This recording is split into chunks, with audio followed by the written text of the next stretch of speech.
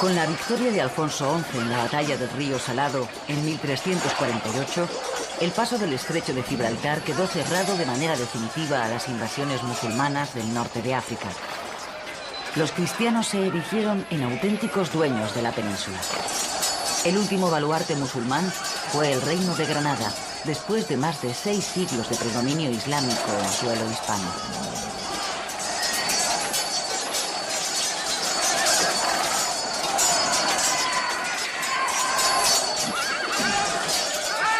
Las desavenencias entre los reinos cristianos habían marcado la historia de la península desde casi su misma formación. Se trataba de guerras entre estados independientes interesados en medrar a costa de sus vecinos. Acontecimientos históricos como la batalla de las Navas de Tolosa o la conquista del Estrecho, donde los ejércitos de los distintos reinos cristianos se unieron para luchar contra el enemigo común, no se repetirán con la asiduidad deseada.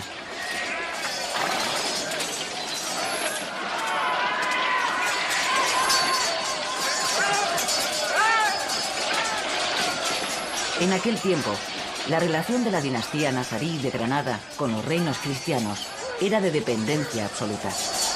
Este reducto del Islam conservaba un trato de vasallaje respecto a Castilla, lo que le obligaba a pagar ingentes cantidades de oro para mantener una precaria independencia.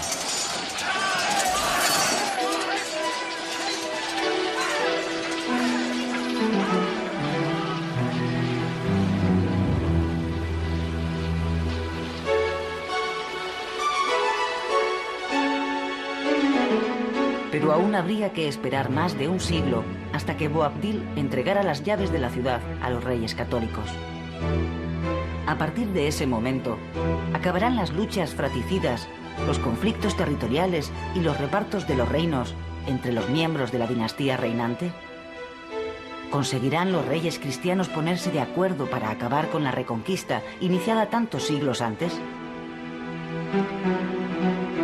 ¿Se logrará al fin reconstruir la unidad de la antigua monarquía visigoda, tal y como la imaginaron en su época los monjes mozárabes huidos del Islam y refugiados en los monasterios de las montañas del Cantábrico a mitad del siglo VIII?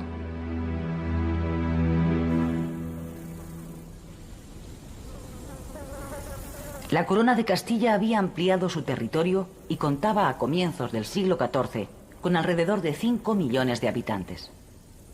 Por su parte, la corona de Aragón reunía casi 1 millón de habitantes, mientras que el reino de Navarra no llegaba a los 100.000. Fueron algo más de 6 millones el número de personas que se vieron envueltas de repente en la miseria, la guerra o la muerte. En la segunda mitad del siglo XIV, pestes, crisis agrícolas, hambrunas, conflictos sociales, crisis económicas, guerras civiles o epidemias azotarán a todos los reinos peninsulares, aunque con distinta intensidad. La recesión demográfica del siglo XV es consecuencia, en parte, de una larga serie de calamidades que se abaten sobre Europa, en especial la peste negra. Esta penetra en la península ibérica por el Principado de Cataluña, en donde ya en 1333 el hambre se dejó sentir con toda su crudeza a modo de trágico preludio de la llegada de la primera epidemia de peste negra que se producirá en 1348. A partir de esa fecha, el crecimiento demográfico cayó en picado a lo largo de la segunda mitad del siglo XIV. Se ha venido considerando por distintos autores que la llegada de la peste negra fue el desencadenante de la recesión demográfica. La epidemia se inició en la India, siendo Crimea el punto de partida, donde unos marineros genoveses la contrajeron transportándola después a Occidente. De Génova pasó a Barcelona, luego de extenderse por la Provenza y el Languedoc, para más tarde recorrer la península y casi toda Europa. Sus efectos fueron devastadores, ya que se cebó en una población mal alimentada y carente de las mínimas condiciones higiénicas. En Aragón, la peste se instaló en muchas poblaciones, en donde murieron alrededor de 18.000 habitantes a un ritmo de 300 muertes diarias. La isla de Mallorca perdió el 44% de sus habitantes entre los años 1329 y 1444. Cataluña, hasta el año 1497, sufrió una pérdida del 41% de su población. Pero la desgracia se ensañó en especial con el Reino de Valencia. En general, los reinos de Castilla, León y Portugal se vieron menos afectados por la peste negra que el resto de los reinos peninsulares.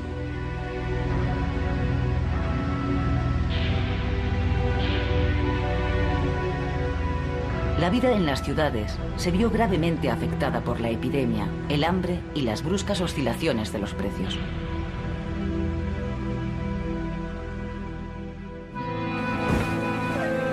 La minoría judía, hasta entonces respetada, se convirtió en víctima propiciatoria de este malestar general. En 1391 estalló de manera definitiva el odio antisemita, no solo en la península ibérica, sino también en Alemania y Francia. La gran masacre se inició en Sevilla y luego se propagó como la pólvora por toda la península. Poblaciones como Córdoba, Úbeda, Baeza, Jaén, Cuenca o Toledo fueron escenarios de matanzas de judíos que más tarde se extendieron a juderías como las de Valencia, Mallorca, Girona, Barcelona o Lleida. Solo las de Zaragoza y Calatayud se salvaron de la quema. Durante el siglo XV, la atmósfera social se volvió asfixiante para los judíos al dictarse leyes antijudías, expurgarse los libros hebreos, así como obligarles a asistir a prácticas cristianas. El Papa de Aviñón, Benedicto XIII, organizó en Tortosa la famosa disputa cristiano-judía que concluyó con la claudicación de los rabinos asistentes y la legitimación de las normas antijudías, lo que provocó un incremento de las medidas segregacionistas.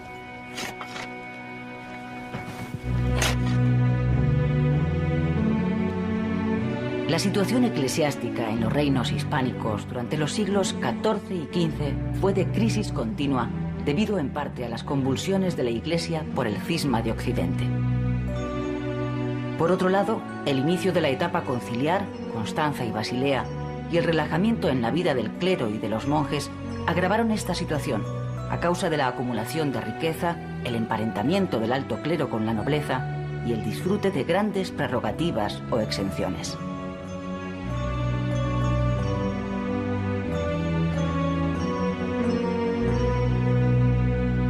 En esta época, los monarcas empezaron a irrogarse el derecho a intervenir en los asuntos eclesiásticos relacionados con la vida del Estado. Así, por ejemplo, Alfonso el Magnánimo de Aragón implantará el passe regio, es decir, la aprobación real para que pudiesen circular las bulas pontificias. Por otra parte, las órdenes mendicantes como franciscanos, dominicos o carmelitas, protegidas por los monarcas, prosperaron en todas las poblaciones importantes, acogiendo en sus templos cofradías, con lo que se fomentó el espíritu asociativo urbano.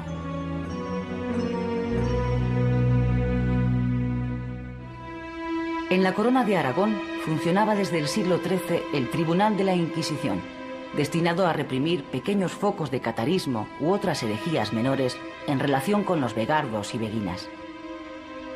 En el siglo XV se produjeron focos heréticos en Vizcaya, conocidos como fraticellos de Durango.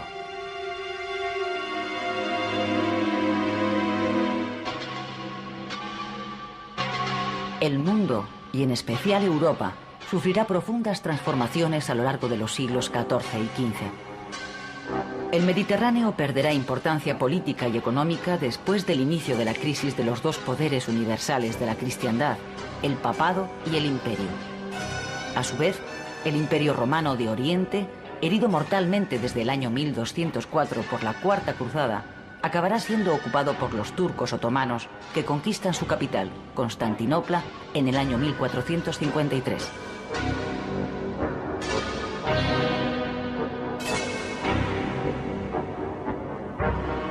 En este periodo de profundos cambios, la península ibérica no permanecerá al margen. Granada, la Corona de Aragón y el Reino de Navarra entrarán en una etapa de decadencia que desembocará en la desaparición de Granada y la entrada de Navarra en la órbita del Reino de Castilla, convertida desde el siglo XV en una potencia atlántica y con graves enfrentamientos con Portugal.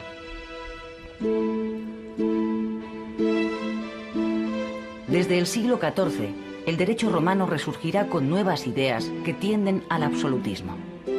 Uno de esos principios cesaristas, lo que el príncipe place tiene vigor de ley, hizo fortuna, aunque no llegara a cristalizar hasta el advenimiento de los monarcas renacentistas a partir del siglo XV. En Castilla y León, las leyes aprobadas en Cortes a petición del rey conformaron los ordenamientos.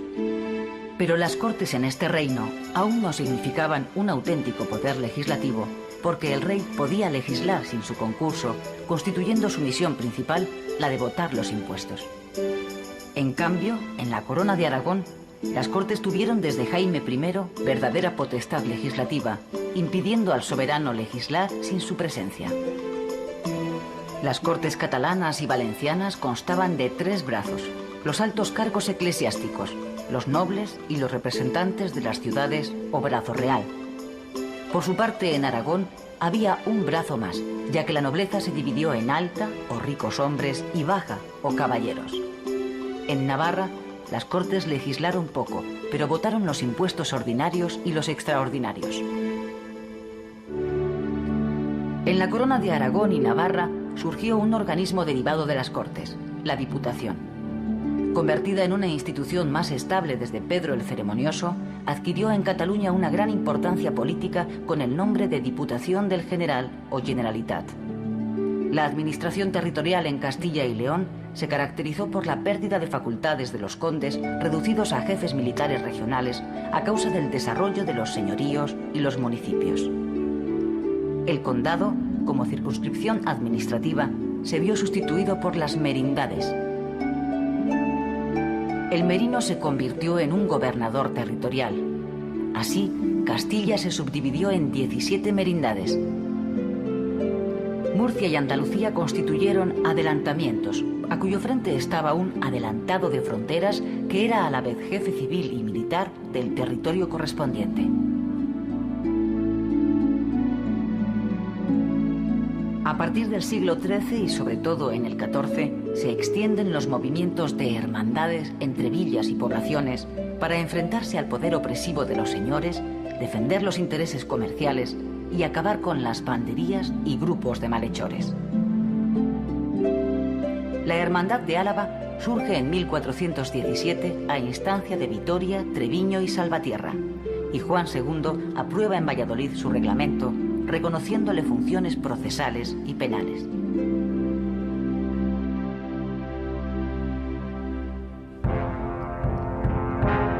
Desde la segunda mitad del siglo XIV hasta finales del XV, ocurrirán una serie de enfrentamientos entre los distintos reinos peninsulares que tienen como trasfondo conseguir la supremacía peninsular. Conflictos bélicos y enlaces matrimoniales conducirán a la unión de Castilla y León con una corona de Aragón en plena crisis social que, no obstante, había conseguido extenderse a través del Mediterráneo.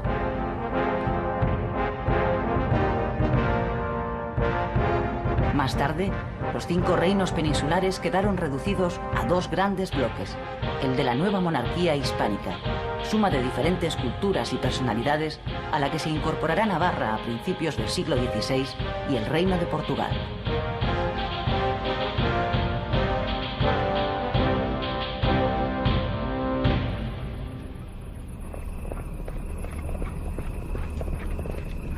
Antes, Pedro I de Castilla, hijo legítimo de Alfonso XI, consiguió una alianza con Inglaterra a cambio de la promesa de entregar a los ingleses Bilbao y otras plazas del Cantábrico para luchar contra su hermanastro Enrique de Trastámara, fruto de la unión de Alfonso XI y la dama sevillana Leonor de Guzmán.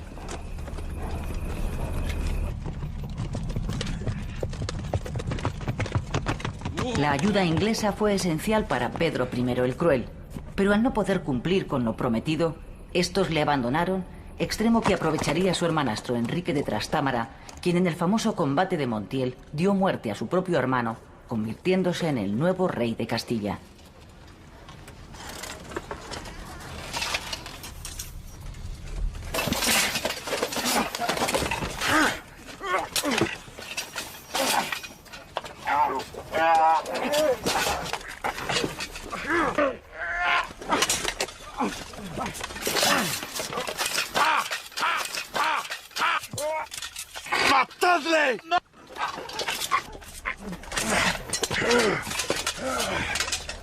Después de este asesinato, el primer soberano de la Casa de Trastámara, Enrique II, tuvo que enfrentarse a los duques de Lancaster y York, que pretendieron la corona castellana al estar casados con las hijas de Pedro I y María de Padilla. Al mismo tiempo, Fernando I de Portugal, al invadir Galicia, también ambicionaba la misma corona, mientras Carlos II el Malo de Navarra se apoderaba de Vitoria, Logroño y otras poblaciones. Y el rey de Aragón y el sultán de Granada abrieron hostilidades contra el nuevo rey de Castilla. Este, para oponerse a tantos enemigos, prodigó mercedes y exenciones en favor de una nobleza fiel de nuevo cuño. El segundo monarca de la dinastía Trastámara, Juan I, prosiguió la política de pacificación y de alianza con Francia. Casado con Beatriz, hija y heredera de Fernando I de Portugal, al morir este sin otra sucesión legítima, Juan I intentó hacer valer sus derechos y ser reconocido como rey de Portugal, pero la oposición de los portugueses culminó en la batalla de Aljubarrota, 1385, en la que el rey de Castilla fue derrotado por el maestre de Avís, hijo bastardo de Fernando I, coronado más tarde como Juan I de Portugal. El monasterio de Batalla en Portugal se construyó para conmemorar la victoria portuguesa sobre el ejército castellano en Aljubarrota. Durante los primeros años del reinado de Enrique III el Doliente, correspondientes a su minoría de edad, el reino se sumió de nuevo en la anarquía. Durante este reinado se inició la política africana encaminada a combatir la piratería musulmana, destruyéndose Tetuán, 1400, al tiempo que Castilla se abría al Atlántico, al patrocinar la conquista de las Islas Canarias que dirigieron los caballeros franceses Juan de Betancourt y Gadifer de la Salle. La muerte prematura de Enrique III el Doliente supuso una nueva minoría en Castilla, encargándose de la regencia del nuevo rey, su tío Fernando, llamado el de Antequera por haber conquistado esta plaza a los musulmanes. Al ser elegido en Caspe como nuevo soberano de la corona de Aragón, Fernando abandonó Castilla en 1412, continuando unos años de intrigas cortesanas hasta que Juan II alcanzó la mayoría de edad en 1419. Sin embargo, Juan II entregó el poder a su valido, el condestable Álvaro de Luna, para dedicarse a sus aficiones favoritas, la caballería y las letras. Álvaro de Luna fue un hombre enérgico y decidido que enseguida concitó las envidias de la nobleza por su poder omnímodo. El condestable había conseguido una resonante victoria contra el reino musulmán de Granada en la batalla de la Higueruela en el año 1431, conmemorada años después por Felipe II en los frescos de la sala de batallas de El Escorial. Pero este éxito no pudo evitar el acoso de los nobles por su poder desmedido. Y a pesar de vencer a sus enemigos en la batalla de Olmedo, será finalmente depuesto en el año 1453, acusado de usurpar el poder real y las rentas de la corona, siendo decapitado en la plaza del Ochavo de Valladolid. El poeta Jorge Manrique tomó el ejemplo de su caída como símbolo de la brevedad de la gloria mundana en su obra poética Coplas a la muerte de su padre. Jorge Manrique, entregado a la carrera de las armas y a la vida militar, intervino en varias batallas. Murió en uno de estos combates, en abril de 1479, en el asalto al castillo de Garcimuñoz contra el rebelde marqués de Villena.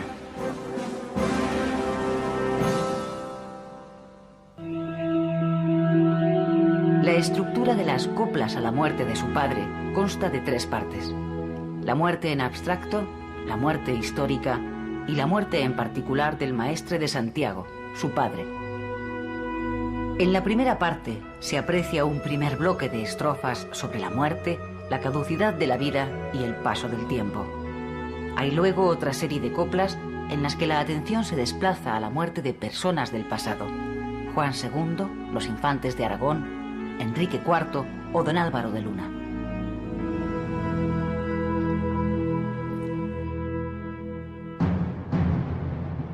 El reinado de Enrique IV se abrió de nuevo con la rebelión de la nobleza frente a la autoridad real. Aquella depuso al monarca en efigie en Ávila, la famosa farsa de Ávila, obligándole a reconocer como heredera a su hermanastra Isabel en Toros de Guisando. Isabel, conocida más tarde como la Católica, unida en secreto con el heredero de la corona de Aragón, Fernando, subirá al trono de Castilla en el año 1474. El reino, turbado por una nueva guerra civil a causa de la sucesión, no conoció la paz hasta después de la retirada de los portugueses y de la victoria de Toro en 1476. La posterior reconciliación con los nobles, la paz interior y la unión dinástica de la corona de Castilla y la de Aragón marcarán el inicio de una nueva época. El largo reinado de Pedro IV, 1336-1387, conocido como el Ceremonioso, sobresalió por su intento de conseguir la reunificación de la corona de Aragón, dividida primero desde el testamento de Jaime I y después de nuevo con la incorporación de Sicilia entre las distintas ramas de la dinastía catalano-aragonesa. Pedro el Ceremonioso logró la integración manu militari del reino de Mallorca-Rosellón, después de derrotar a su cuñado, pero fracasó en cambio en su intento de dominio sobre la isla de Cerdeña, a pesar de repoblar con catalanes la ciudad de Alguer. En su lucha por el poder de Cerdeña se topó con intereses genoveses, iniciándose así una larga guerra con Génova por el control comercial del Mediterráneo occidental. Pedro el Ceremonioso consiguió recuperar por herencia de su esposa Leonor de Sicilia dicho reino para la rama mayor de la dinastía, que dejaría a su hijo el infante Martín, así como la soberanía directa por pocos años de los ducados de Atenas y Neopatria.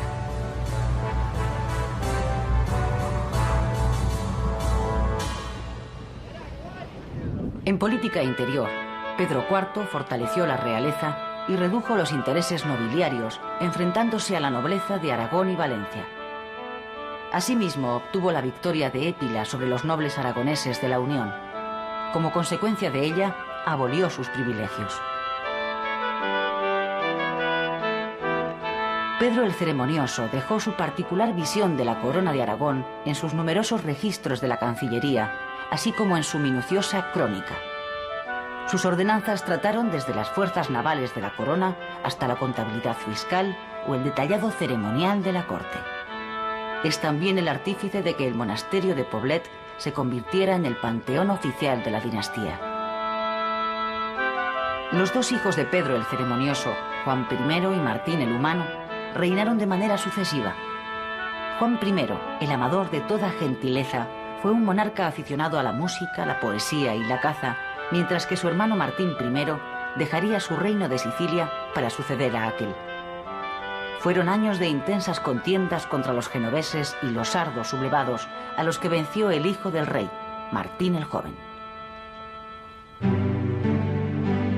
La muerte de este, sin descendencia legítima de su esposa Blanca de Navarra, y la de su padre, el rey Martín el Humano, también sin descendencia, planteó un grave problema sucesorio que se solucionó con el compromiso de Caspe en 1412, que entronizó a la Casa Castellana de los Trastámara en Aragón. Esta circunstancia sería el inicio de una nueva situación peninsular. Vicent Ferrer, uno de los compromisarios más destacados, se declaró favorable a Fernando de Antequera, regente entonces de Castilla. 5 de los compromisarios se adhirieron a esta propuesta, 1 votó en blanco y 2 en contra. Vicent Ferrer leería la sentencia arbitral de obligado cumplimiento. La nueva dinastía de los Trastámara pronto se adaptó a los usos y costumbres de los distintos reinos de la corona de Aragón, aunque su primer monarca, Fernando I, chocó con los de Barcelona.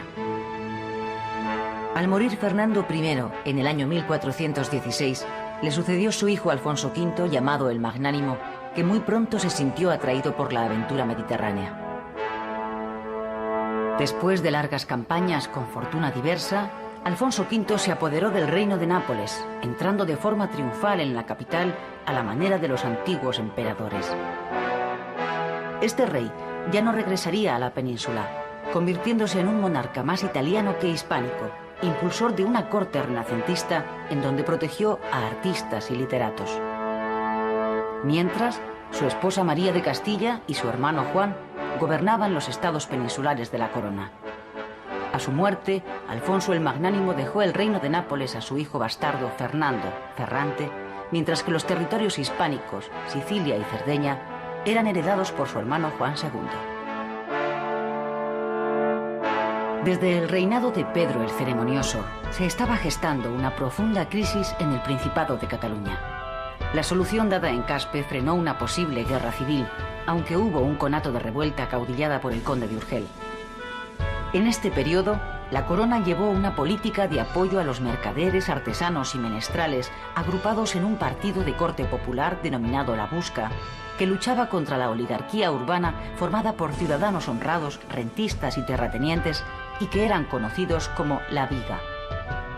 Estos también dominaban la Generalitat, desde donde atacaron y vencieron a los del Partido Popular, que solo se hizo con el poder municipal en 1453, siendo derrotados en 1462, al inicio de la Guerra Civil contra Juan II. Por aquella época, tuvo lugar en Galicia la Segunda Guerra Irmandiña, la revuelta antifeudal más importante que hubo en la Corona de Castilla. Navarra oscilará en dos direcciones. Por un lado, Carlos II de Navarra se sintió más cómodo en sus alianzas con los ingleses, orillando a los franceses en plena guerra de los 100 años entre Inglaterra y Francia.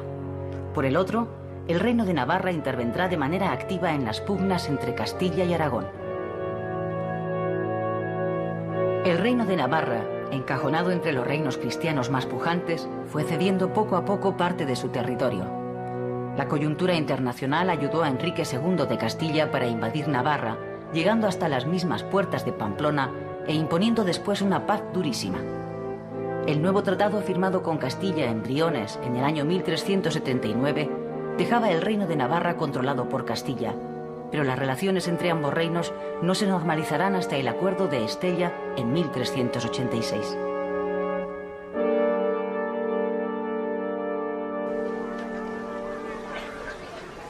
Durante esta época tuvo lugar la expedición de Navarra a Grecia. El matrimonio del infante Luis, hermano de Carlos II, con la heredera del ducado de Duracho, brindó la oportunidad para una expedición de ayuda a aquellas tierras cuando fueron invadidos por los albaneses.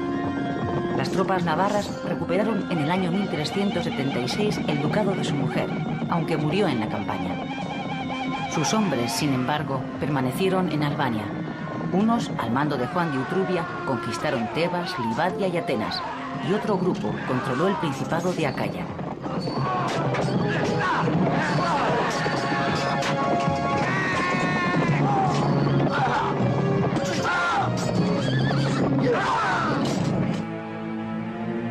La muerte de Carlos III el Noble en 1425 inauguró otra etapa que se prolongará hasta finales de la época medieval, en donde las alianzas matrimoniales, los vínculos familiares y los compromisos de linaje marcarán la pauta de las relaciones políticas y sociales. Con la nueva reina, Blanca de Navarra, y su esposo Juan de Aragón, se abría otro periodo de conflictos en el reino navarro.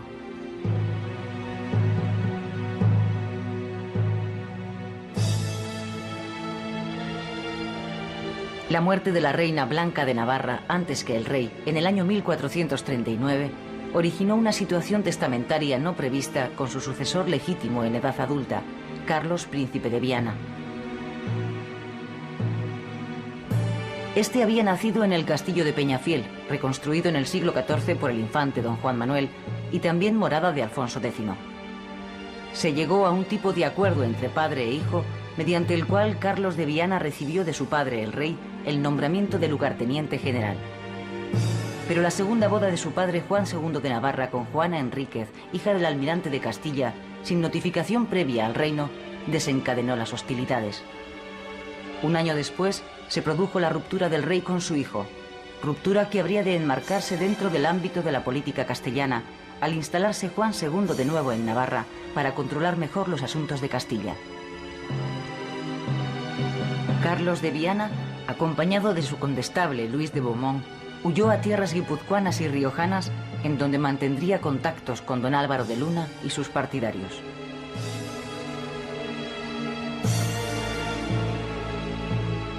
Los acuerdos firmados en Puente la Reina entre Carlos de Viana y los castellanos en los que el príncipe se reservaba la colaboración con Castilla hasta la total expulsión de su padre del reino de Navarra, dejó claro que Carlos de Viana no llegaría a ningún acuerdo con su padre sin consultar antes a los castellanos. Acababa de iniciarse una guerra civil en la que estaban implicados Aragón y Cataluña, ya que el príncipe era también presunto heredero de la corona de Aragón.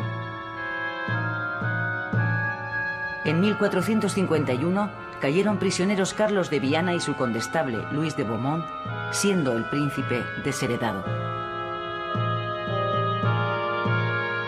Desde el primer momento, y aprovechando el entusiasmo popular, se identificó la causa del príncipe de Viana con la defensa de los privilegios de la tierra.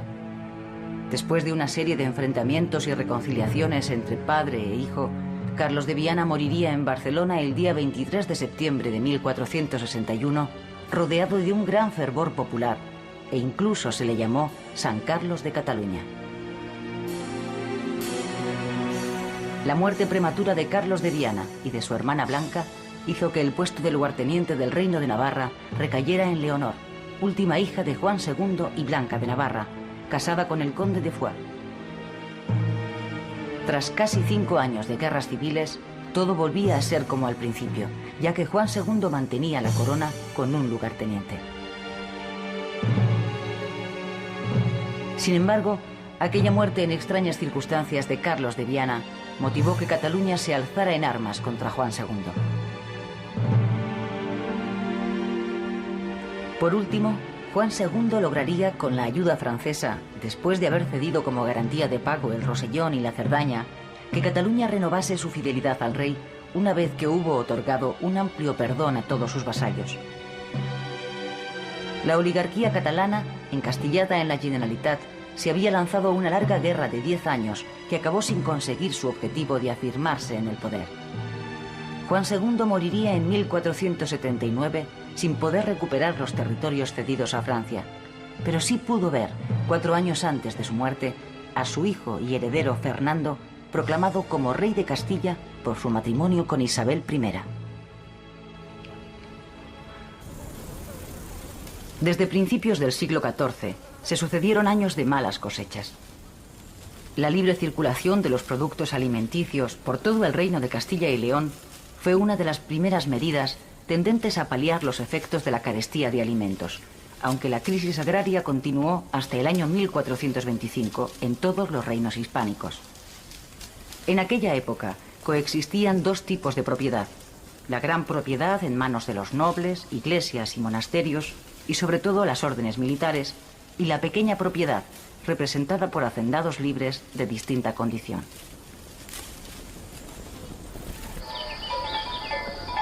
Por otro lado, la mejora de la calidad de las lanas, logrado a comienzos del siglo XIV mediante el cruce de las ovejas churras con corderos merinos importados del norte de África, facilitó la expansión de este comercio.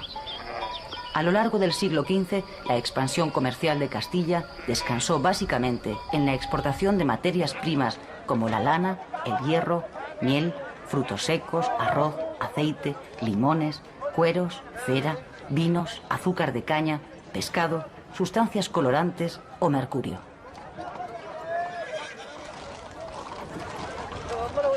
La ciudad de Burgos se convirtió desde finales del siglo XIII en el centro comercial de distribución de las mercancías que se exportaban e importaban, siendo unas pocas familias burgalesas las que monopolizaron el comercio. En tanto que en Sevilla y en otras capitales andaluzas, grandes compañías mercantiles extranjeras, sobre todo genovesas, se quedaron con la mayor parte de las ganancias. La política comercial de los monarcas castellanos de la Baja Edad Media favoreció a los marinos cántabros y vascos, en especial durante la Guerra de los 100 años. Se obligaba así a los mercaderes extranjeros que desearan cargar mercaderías en Bilbao a hacerlo en barcos vizcaínos. Asimismo, se prohibió que las mercancías extranjeras de origen castellano viajaran en naves extranjeras, con lo que se favorecía el desarrollo de la marina mercante castellana. De manera paralela, tuvo lugar la expansión del comercio exterior catalán, que se renovó después de la conquista y repoblación de Valencia y Mallorca. Por su parte, el comercio marítimo de la Corona de Aragón se canalizaba a través de 3 grandes centros: Barcelona, Palma de Mallorca y Valencia. A mediados del siglo XIV, la ruta Valencia-Almería y la ruta de Palma de Mallorca a los puertos del norte de África estaba muy concurrida. Existían colonias de mercaderes catalanes, valencianos y mallorquines en Almería, Granada y Málaga, con sus correspondientes cónsules y factores. Aunque desde el siglo XIII consta históricamente la existencia de establecimientos bancarios regentados por judíos y lombardos dedicados al cambio y préstamo de moneda, fue a principios del siglo XV cuando se crearon en la Corona de Aragón las primeras mesas de cambio, taulas de cambi, es decir, bancos públicos organizados por los municipios, cajas de depósito para cofradías, cabildos o particulares que deseaban guardar en ellas su dinero o alhajas. El primer banco de crédito público fue el de Barcelona, fundado en el año 1401, al que siguieron los de Valencia y Palma de Mallorca. A mediados del siglo XV aparecerán también en Castilla. Tanto los reyes de Aragón como los sultanes de Granada practicaron el corso, es decir, la persecución de embarcaciones enemigas en el Mediterráneo occidental, obteniendo no solo las mercancías más variadas, sino también esclavos. Siguiendo las costumbres practicadas en los consulados marítimos de diversos puertos del Mediterráneo, se compiló en Barcelona el Llibre del Consolat del Mar. Merece destacarse la famosa Escuela Cartográfica Catalano-Mallorquina, conocida en estos siglos por el rigor y la calidad de sus trabajos. Entre otros muchos, destacó Abraham Cresques, autor de la Carta de 1375, en que se incluyeron a las Islas Canarias y a los territorios del Río de Oro y el Senegal.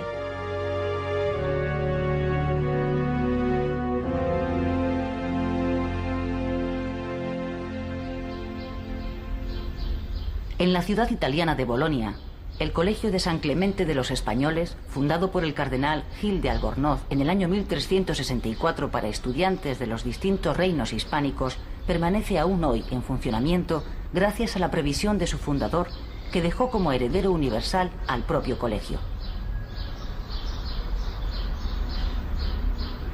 Los bolonios del siglo XXI, como se conoce de manera familiar a estos estudiantes, comparten con sus antepasados del siglo XIV las celdas, hoy reconvertidas, el patio, la capilla, la biblioteca o el jardín, merced a las becas que todos los años concede esta fundación de origen medieval.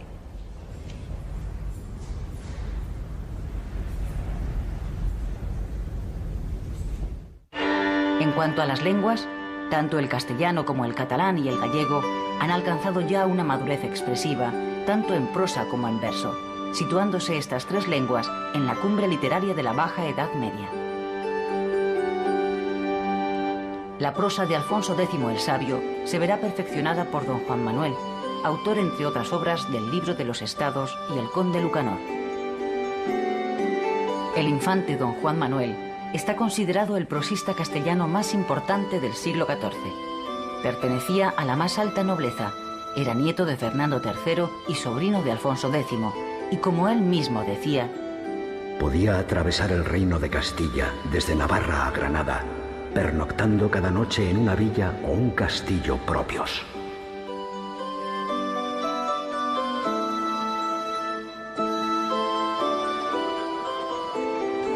Contemporáneo suyo es el arcipreste de Hita, cuyo libro de Buen Amor narra las costumbres populares de la época.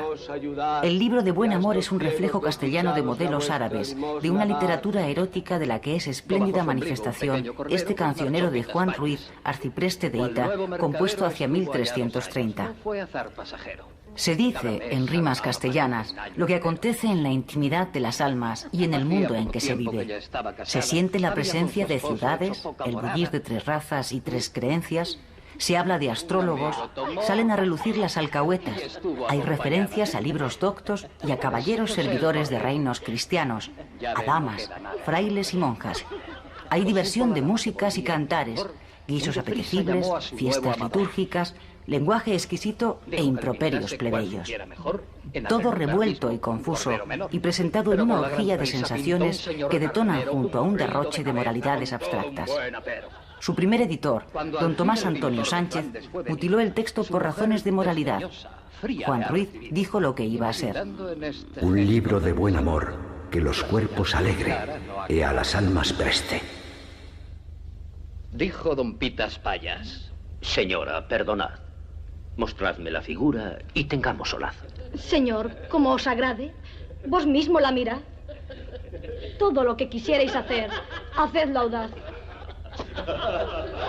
¿Cómo, señora, es esto? ¿Cómo pudo pasar que encuentre yo carnero donde pinté lechal? Mas como la mujer en tal clase de enredos es sutil y muy sabia, le dijo... Compañero, un lechal en 2 años no se ha de hacer carnero. Si no tardaseis tanto, aún sería cordero.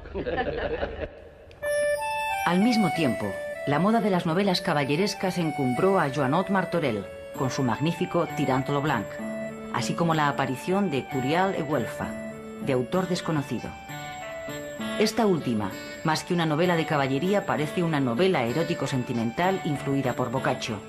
El anónimo autor novela muchos aspectos de la figura de Pedro el Grande de Aragón. A la influencia francesa del siglo XIV se añade ahora, en el XV, la italiana, iniciándose una corriente prehumanística de notable calidad. El gallego y el leonés continúan utilizándose en el Cancionero de Baena, 1445. En la corte de Juan II de Castilla destacaron los poetas Diego López de Mendoza, marqués de Santillana, autor de la Comedieta de Ponza y del Doctrinal de Privados, así como Juan de Mena, gran poeta cordobés que escribiría El laberinto de la fortuna. Según Juan de Mena, la justicia consiste en 100.000 engaños, malicias e artes. Los textos legales con más opiniones que uvas en cesto dan motivo a las trapacerías de jueces y abogados. Asimismo, a finales del siglo XIV y principios del XV, floreció la obra de la familia March, sobresaliendo en especial el gran poeta valenciano Ausiàs March, 1393-1459. Lo fundamental de la obra del poeta se agrupa en 4 cancioneros: Cants d'amor, Cants de mort, Cants morals y Cant espiritual. La poética de Ausiàs March viene a fundir la tradición provenzal con la nueva poesía italiana, Stil nuovo, siendo un gran conocedor de la obra de Dante y Petrarca.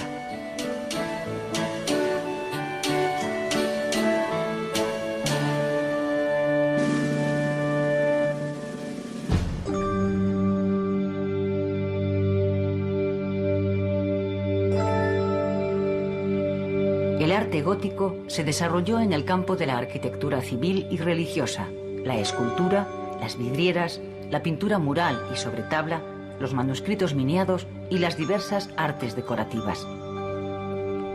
El término gótico fue empleado por primera vez por los tratadistas del Renacimiento en sentido peyorativo para referirse al arte en la Edad Media, al que ellos consideraban inferior y bárbaro.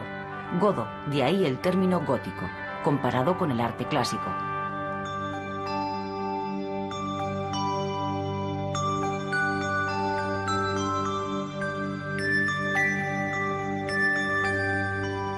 El estilo gótico encontró su gran medio de expresión en la arquitectura.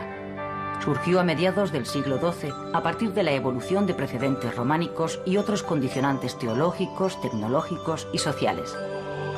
Las mayores realizaciones del gótico se manifestaron en el terreno de la arquitectura religiosa.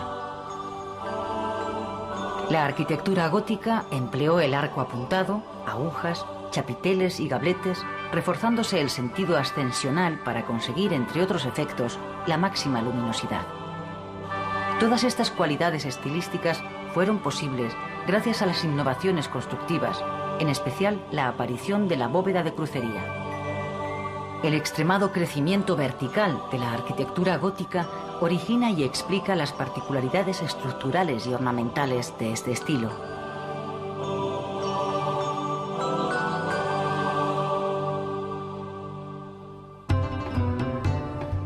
El reino nazarí de Granada estaba administrativamente dividido en 3 curas o provincias: la de Elvira o Granada, la de Raia o Málaga y la de Pichina o Almería, con una cura complementaria en Tacuruna o Ronda. A causa de la inseguridad de sus fronteras, existían numerosas fortalezas, en total unas 400, de características muy diferentes, desde las grandes alcazabas de Granada, Málaga o Almería hasta las pequeñas fortificaciones.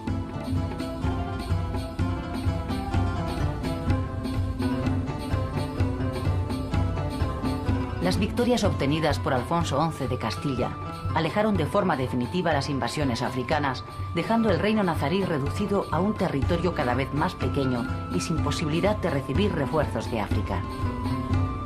El reino musulmán de Granada durante el siglo XIV pudo aún aprovecharse de la rivalidad castellano-aragonesa, pero en el siglo XV su pervivencia política dependerá solo del interés de los reyes y de los problemas internos castellanos. A mediados del siglo XV se produjeron transformaciones profundas en la economía y en la sociedad granadina, manifestándose una crisis en medio de las continuas sublevaciones nobiliarias que perdurarán hasta la desaparición del reino. El reino nazarí fue incapaz de atender la numerosa emigración que provino de los musulmanes expulsados o fugitivos de Castilla y de la Corona de Aragón. Emigración que a su vez fue decisiva en el desarrollo de las actividades comerciales, el arte o la cultura. La nobleza granadina se vio afectada por los mismos problemas que la de los demás reinos peninsulares, reaccionando de la misma forma. Revueltas y defensa de los intereses de su grupo, que como en Castilla, Navarra o la Corona de Aragón, buscaron el apoyo de los enemigos exteriores, obligando a los monarcas a aceptar la amistad o la protección de los poderosos vecinos cristianos.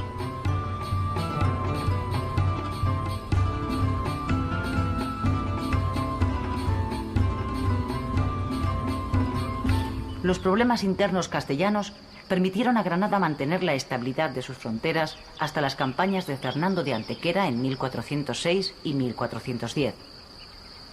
Estos éxitos castellanos coincidieron con la minoría de edad de Muhammad VIII, época en la que un gran descontento popular por los excesivos impuestos permitió a los abencerrajes de las crónicas castellanas destituir al rey y colocar otro a su medida.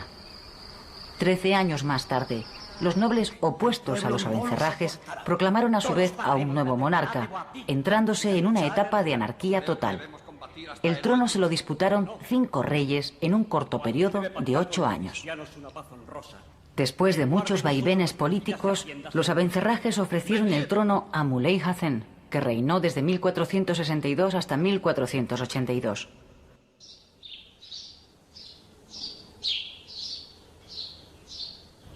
En el aspecto cultural, cabe destacarse la obra del polígrafo Ibn al-Hatib, que expuso su doctrina sobre el arte de gobernar.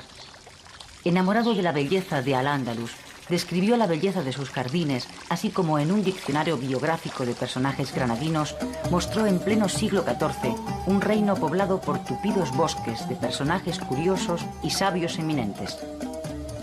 En su obra Resplandor de la luna llena acerca de la dinastía nazarí, hizo una descripción muy hermosa de Granada y sus gentes, alabando las altas torres de la Alhambra, sus gruesas murallas, sus bellos edificios, sus jardines y sus huertas.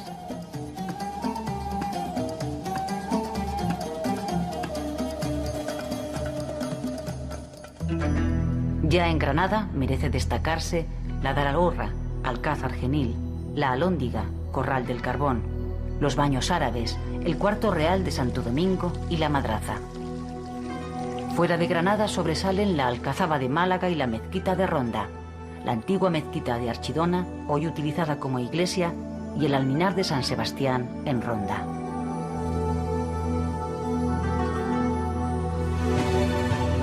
Del refinamiento del arte nazarí hablan por sí solos monumentos como la Alhambra, que aunque comenzada a edificarse en el año 1067, no se terminó hasta el siglo XIV, durante los reinados de Yusuf I y Muhammad V. Se trata de un conjunto excepcional edificado a lo largo de un siglo y medio, sin un proyecto unitario y varias veces reestructurado y redecorado. El arte nazarí alcanzó su cima en construcciones como el Cuarto de Comares, el Patio de la Alberca, el Patio de los Leones o los Jardines del Generalife, así como en las techumbres o bóvedas de las salas de los Abencerrajes y de las Dos Hermanas. Este arte se caracteriza por la esbeltez y la finura de sus columnas y las inscripciones decorativas.